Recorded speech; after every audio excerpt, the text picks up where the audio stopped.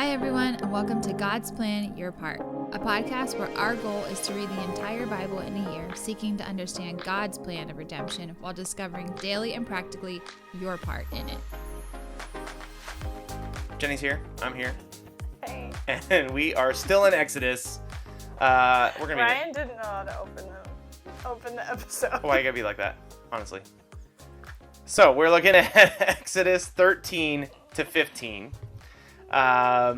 It's kind of interesting. It's kind of like the go-between. Like we see Israel come out of Egypt. We see the Red Sea here, and this is kind of between Egypt and the wilderness wanderings. That's what I would say this. I think it's kind of a mashup.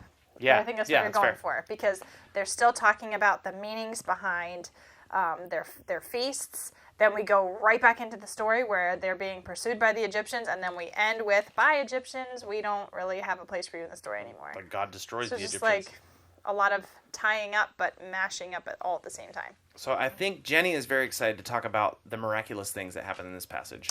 I have heard this many times. I've watched The Prince of Egypt religiously as a child and as an adult. I just think what's really cool is there are so many miraculous things going on in this, and what is really easy to do is just continue to read over it or just think about the story and just gloss over the fact that, wow, God was actually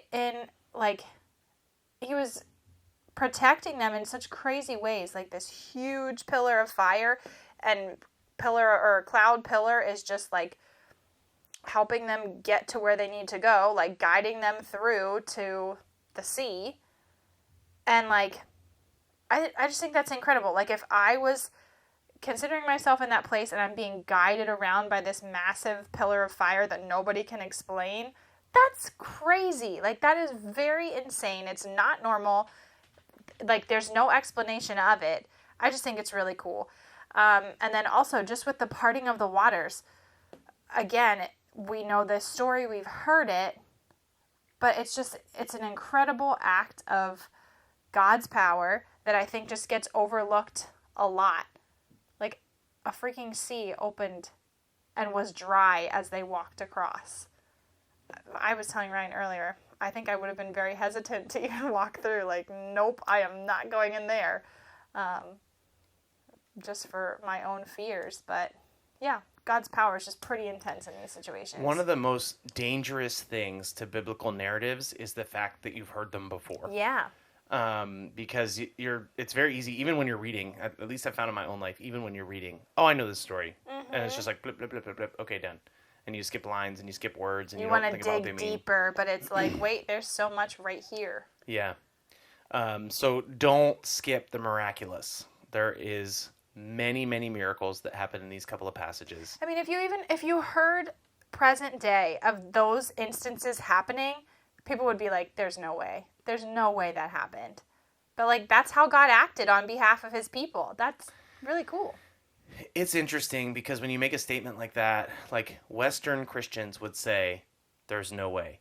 There are many believing Christians in the world today that would not say there's no way. Well, I instantly thought of our friend in Mexico who experiences like what seem to be very miraculous situations all the time. Might not be to the extent of a sea opening up. However, just like things happen, he's just like, well, yeah, of course.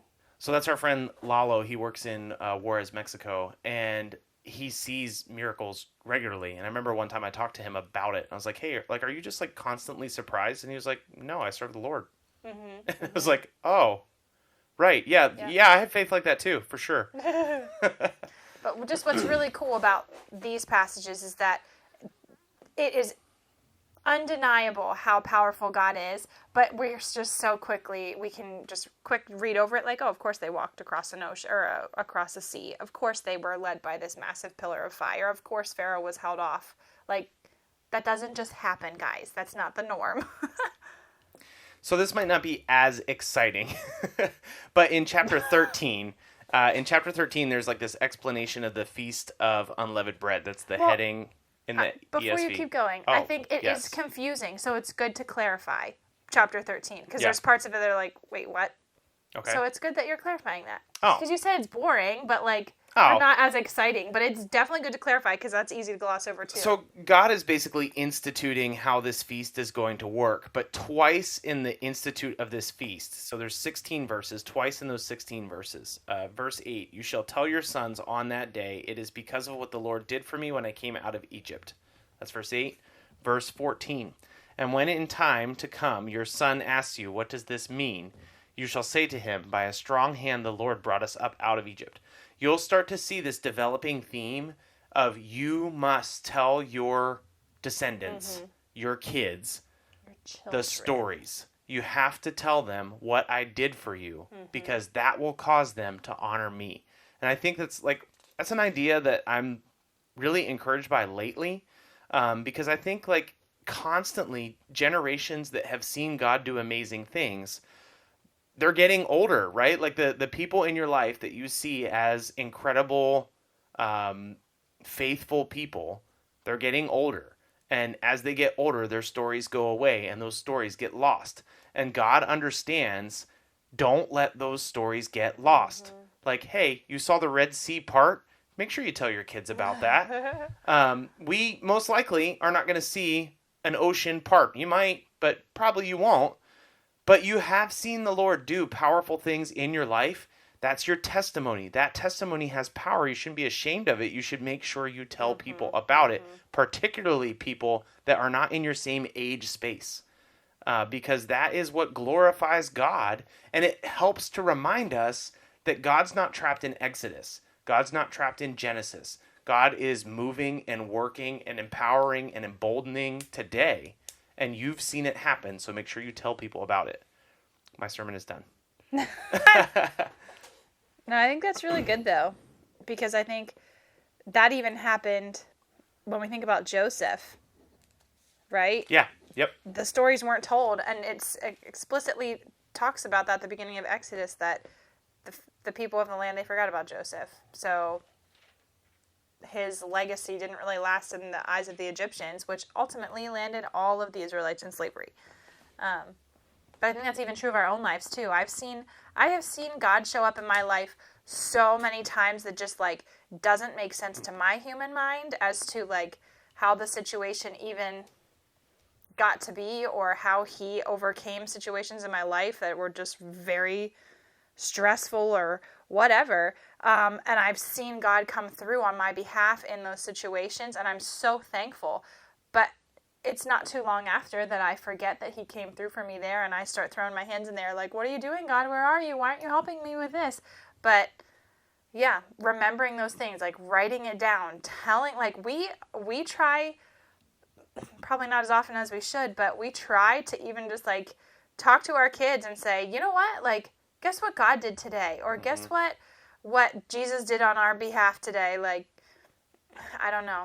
But it encourages the next generation to also seek the Lord for those same provisions and those same rescue scenarios in a way. Another thing real quickly that comes out of chapter 13, you'll see that God requires consecration of the firstborn of all living things. And there's this concept he introduces of redeeming those things that you cannot sacrifice. So he talks about redeeming a young donkey. He talks about redeeming the firstborn male child. What that means, when he says consecrate, he's talking about sacrifice the firstborn males to me. So the firstborn male sheep gets sacrificed to God.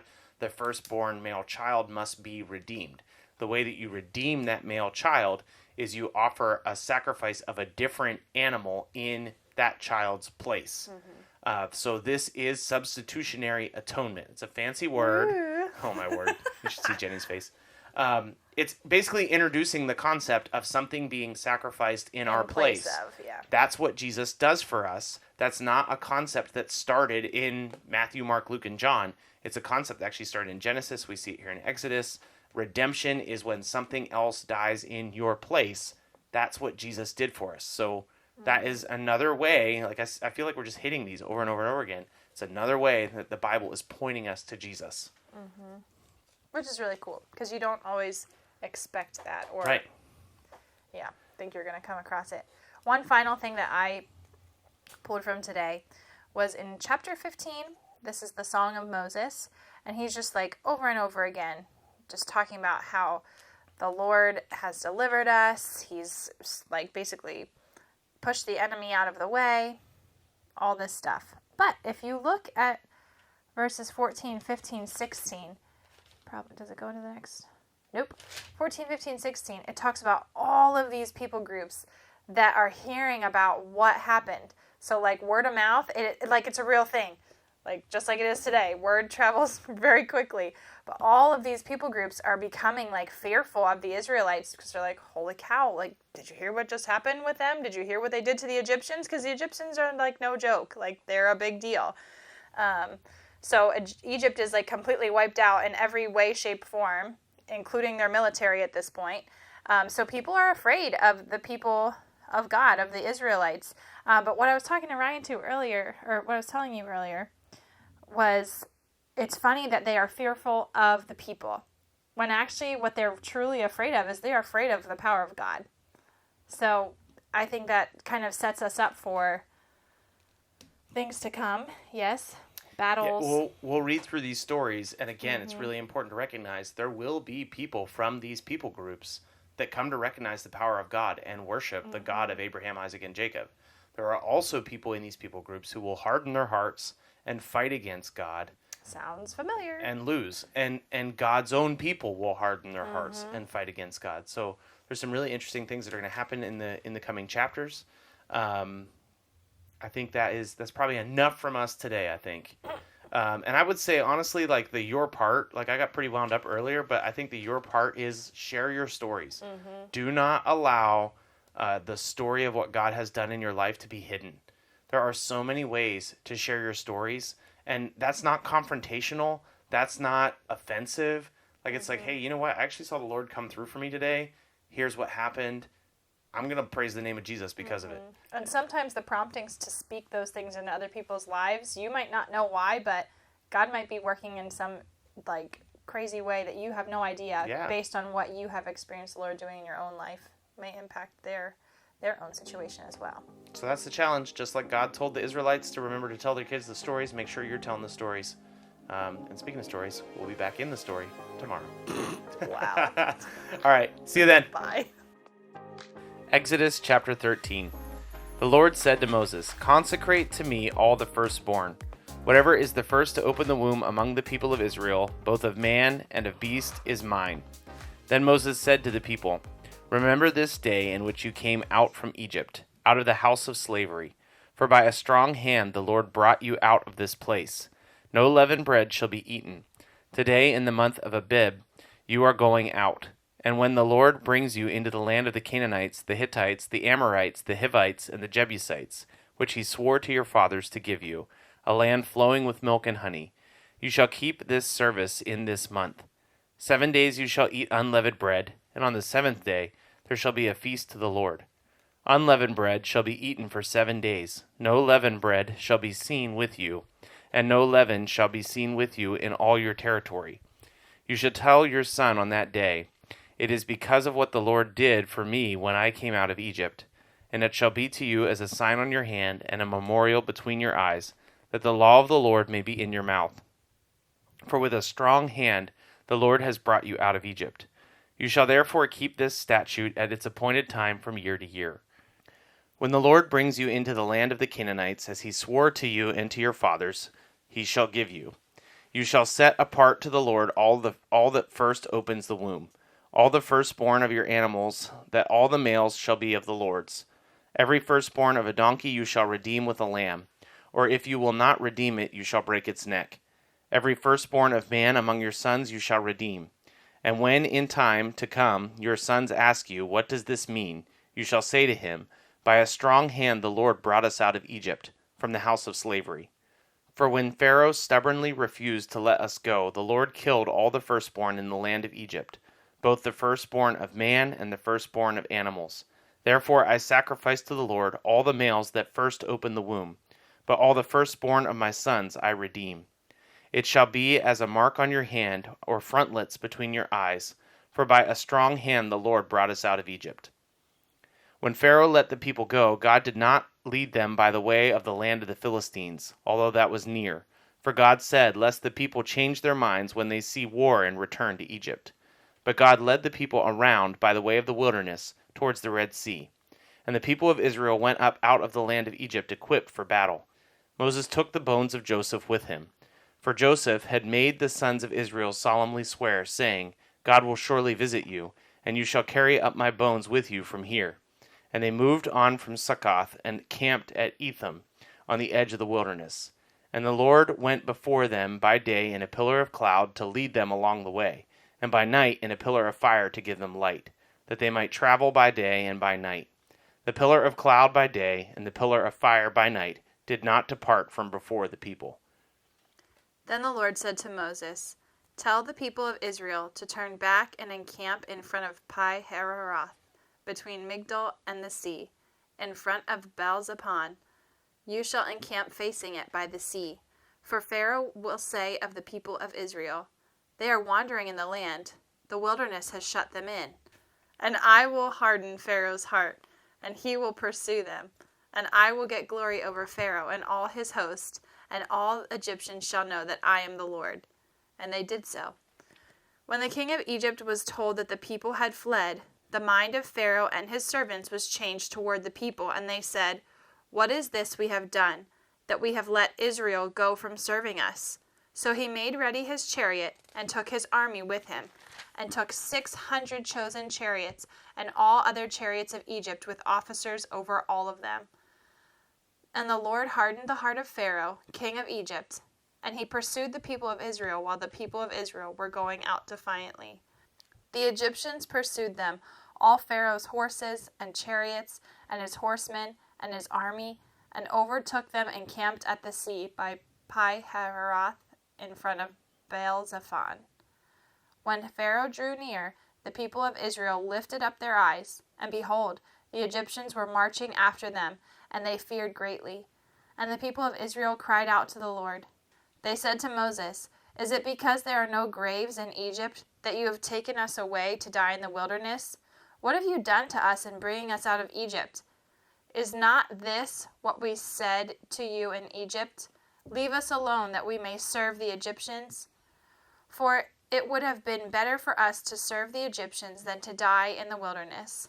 And Moses said to the people, Fear not, stand firm and see the salvation of the Lord, which he will work for you today. For the Egyptians whom you see today, you shall never see again. The Lord will fight for you, and you have only to be silent. The Lord said to Moses, Why do you cry to me? Tell the people of Israel to go forward.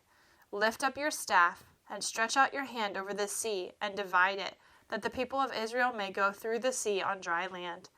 And I will harden the hearts of the Egyptians, so that they shall go in after them, and I will get glory over Pharaoh, and all his host, his chariots, and his horsemen. And the Egyptians shall know that I am the Lord, when I have gotten glory over Pharaoh, his chariots, and his horsemen. Then the angel of God, who was going before the host of Israel, moved and went behind them, and the pillar of cloud moved from before them and stood behind them, coming between the host of Egypt and the host of Israel. And there was a cloud and the darkness, and it lit up the night without one coming near the other at all. Then Moses stretched out his hand over the sea, and the Lord drove the sea back by a strong east wind all night, that made the sea dry land, and the waters were divided. And the people of Israel went into the midst of the sea on dry ground, the waters being a wall to them on their right hand and on their left. The Egyptians pursued and went in after them into the midst of the sea, all Pharaoh's horses, his chariots, and his horsemen. And in the morning watch, the Lord in the pillar of fire and the cloud looked down on the Egyptian forces and threw the Egyptian forces into a panic, clogging their chariot wheels so that they drove heavily. And the Egyptians said, Let us flee from before Israel, for the Lord fights for them against the Egyptians. Then the Lord said to Moses, Stretch out your hand over the sea, that the water may come back upon the Egyptians, upon their chariots, and upon their horsemen. So Moses stretched out his hand over the sea, and the sea returned to its normal course when the morning appeared. And as the Egyptians fled into it, the Lord threw the Egyptians into the midst of the sea. The waters returned and covered the chariots and the horsemen of all the host of Pharaoh that had followed him into the sea. Not one of them remained. But the people of Israel walked on dry ground through the sea, the waters being a wall to them on their right hand and on their left. Thus the Lord saved Israel that day from the hand of the Egyptians. And Israel saw the Egyptians dead on the seashore. Israel saw the great power of the Lord used against the Egyptians. So the people feared the Lord, and they believed in the Lord and in his servant Moses. Then Moses and the people of Israel sang this song to the Lord, saying, I will sing to the Lord, for he has triumphed gloriously. The horse and his rider he has thrown into the sea. The Lord is my strength and my song, and he has become my salvation. This is my God, and I will praise him, my father's God, and I will exalt him. The Lord is a man of war. The Lord is his name. Pharaoh's chariots and his hosts he cast into the sea, and his chosen officers were sunk in the Red Sea. The floods covered them. They went down into the depths like a stone. Your right hand, O Lord, glorious in power. Your right hand, O Lord, shatters the enemy. In the greatness of your majesty you overthrow your adversaries. You send out your fury. It consumes them like stubble. At the blast of your nostrils the waters piled up. The floods stood up in a heap. The deep congealed in the heart of the sea. The enemy said, I will pursue, I will overtake, I will divide the spoil. My desire shall have its fill of them. I will draw my sword, my hand shall destroy them. You blew with your wind. The sea covered them. They sank like lead in the mighty waters. Who is like you, O Lord, among the gods? Who is like you, majestic in holiness, awesome in glorious deeds, doing wonders? You stretched out your right hand. The earth swallowed them. You have led in your steadfast love the people whom you have redeemed. You have guided them by your strength to your holy abode. The peoples have heard. They tremble. Pangs have seized the inhabitants of Philistia. Now are the chiefs of Edom dismayed. Trembling seizes the leaders of Moab. All the inhabitants of Canaan have melted away. Terror and dread fall upon them. Because of the greatness of your arm, they are still as a stone, till your people, O Lord, pass by, till the people pass by whom you have purchased. You will bring them in and plant them on your own mountain, the place, O Lord, which you have made for your abode, the sanctuary, O Lord, which your hands have established. The Lord will reign forever and ever. For when the horses of Pharaoh with his chariots and his horsemen went into the sea, the Lord brought back the waters of the sea upon them. But the people of Israel walked on dry ground in the midst of the sea. Then Miriam, the prophetess, the sister of Aaron, took a tambourine in her hand, and all the women went out after her with tambourines and dancing. And Miriam sang to them, Sing to the Lord, for he has triumphed gloriously. The horse and his rider he has thrown into the sea. Then Moses made Israel set out from the Red Sea, and they went into the wilderness of Shur. They went 3 days into the wilderness and found no water. When they came to Marah, they could not drink the water of Marah, because it was bitter. Therefore it was named Marah. And the people grumbled against Moses, saying, What shall we drink? And he cried to the Lord, and the Lord showed him a log, and he threw it into the water, and the water became sweet. There the Lord made for them a statute and a rule, and there he tested them, saying, If you will diligently listen to the voice of the Lord your God, and do that which is right in his eyes, and give ear to his commandments, and keep all his statutes, I will put none of the diseases on you that I put on the Egyptians, for I am the Lord, your healer. Then they came to Elim, where there were 12 springs of water and 70 palm trees, and they encamped there by the water. Thanks so much for listening to God's Plan, Your Part. If anything stuck out to you, if you have any questions, or if you'd like to receive a Bible, you can email us at godsplanyourpart@gmail.com. Also, if you're enjoying the podcast, please consider supporting us through the link in our description. We love that you're on this journey with us, and we hope you have a great day. See you tomorrow.